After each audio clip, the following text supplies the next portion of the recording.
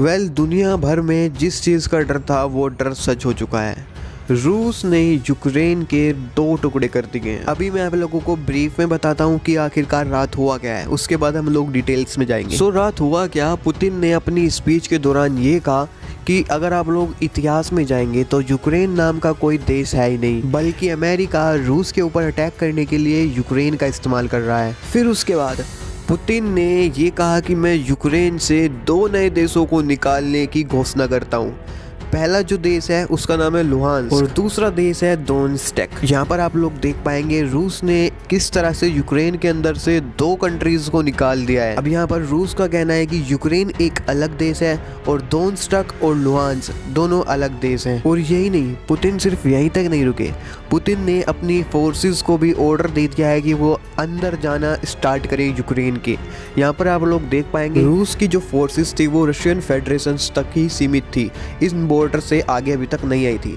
लेकिन रूस के पुतिन के ऑर्डर के बाद अब ये जो आर्मी है वो डोनेत्स्क और लुहांस्क दोनों ही इलाकों के अंदर एंटर कर चुकी हैं, जहां रशियन फेडरेशन की जो फोर्सेस हैं वो बॉर्डर को पार करके अब लुहांस्क और डोनेत्स्क तक पहुंच चुकी है। रूस का यहाँ पर ये भी कहना है कि हम इन दोनों ही कंट्रीज की रक्षा करेंगे यूक्रेन की फोर्सेस से।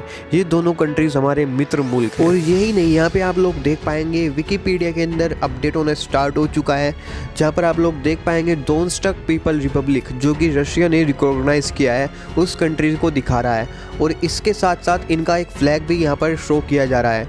यहाँ पर लुहांस्क को भी आप लोग देख पाएंगे, इसका भी पूरा कंट्री को बना के डाल दिया गया है और फ्लैग भी यहाँ पर रिप्रेजेंट किया गया है। अब यहाँ पर एक सवाल ये उठता है कि इन दोनों कंट्रीज को किन किन देशों ने मान्यता दी है। सो फिलहाल तो यहाँ पर सिर्फ और सिर्फ रूस ने ही इन दोनों देशों को मान्यता दी है, मगर हम लोग फ्यूचर में देख पाएंगे कि जो अल्ट्रा प्रो रशियन कंट्रीज हैं जैसे कि वेनेजुला, स्वीडन, सीरिया, ये कंट्रीज भी इन तीनों कंट्रीज को फ्यूचर में मान्यता दे देंगी। अब यहाँ पर जब जो बाइडेन को ये न्यूज़ मिली होगी, मैं इमेजिन कर सकता हूँ कि वो उस वक्त सो ही रहे होंगे, तो उनके जब ऑफिशियल्स ने बताया होगा कि सर जो यूक्रेन के ऊपर हमला किया गया है उसमें यूक्रेन के 2 पार्ट कर दिए गए हैं, यूक्रेन को तोड़ दिया गया है, जो रूस करना चाहता था वो रूस ने कर लिया है। जब ये न्यूज़ जो बाइडेन को कंफर्म हो गई उसके बाद जो बाइडेन ने यूक्रेन के प्रेसिडेंट को कॉल किया और आप लोग जान के हैरान हो जाएंगे, उन्होंने ये कहा कि भाग जाओ, रूस आ रहा है, पीछे हट जाओ, अपनी सेना को पीछे हटा लो, रूस वरना सब कुछ तबाह कर देगा। यहाँ पर आप लोग आर्टिकल भी पढ़ पाएंगे ABC न्यूज़ का,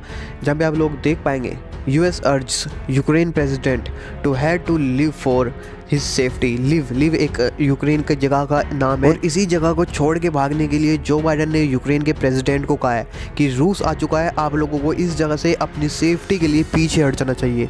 लिटरली मैं कहना चाहूँगा इतिहास का प्रेसिडेंट अगर सबसे कमज़ोर कोई बना है अमेरिका का अब तक, तो वो सिर्फ और सिर्फ जो बाइडेन है। जो बाइडेन से कमज़ोर प्रेसिडेंट आज तक भी अमेरिका को नहीं मिला होगा। खैर इस वक्त यहाँ पर रूस के ऊपर सैंक्शंस लगाने की भी बात हो रही है।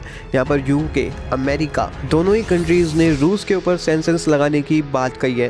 ये जो आप लोग देख पा रहे हैं यूनाइटेड किंगडम यानी कि UK की विदेश मंत्री लिज ट्रूस है, जिन्होंने कहा है कि tomorrow we will be announcing new sanctions on Russia in response to their branch of international law and attacking on Ukraine. So यहाँ पर रूस के ऊपर सैंक्शंस लगना तो कंफर्म है, मगर आप लोगों को मैं एक और बात बता दूँ, जब रूस के तरफ से ये न्यूज़ निकल के सामने आई उसके बाद रूस की जो करेंसी है रूबेल वो पूरी तरह से डिस्ट्रॉय हुई है। इतिहास में पहली बार रूस की करेंसी रूबेल $1 बराबर 80 रूबेल पहुंच चुकी है, यानी कि $1 में अब 80 रूबेल्स मिल जाएंगे। यानी कि अगर आप देखें तो इंडिया से भी ज़्यादा जो रूस की करेंसी है वो कमज़ोर हो चुकी है डॉलर के मुकाबले।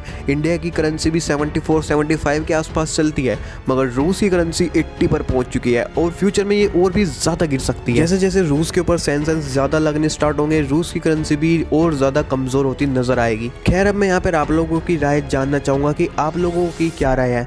रूस ने जो इन्वेजन किया है, जो यूक्रेन के अंदर से 2 नए देशों को निकाल दिया है, क्या वो सही किया है या फिर ये गलत काम है? आप लोग कमेंट करके यस और नो कुछ भी कमेंट करके अपनी राय रख सकते हैं। और वीडियो पसंद आए तो वीडियो को लाइक करना मत भूलना।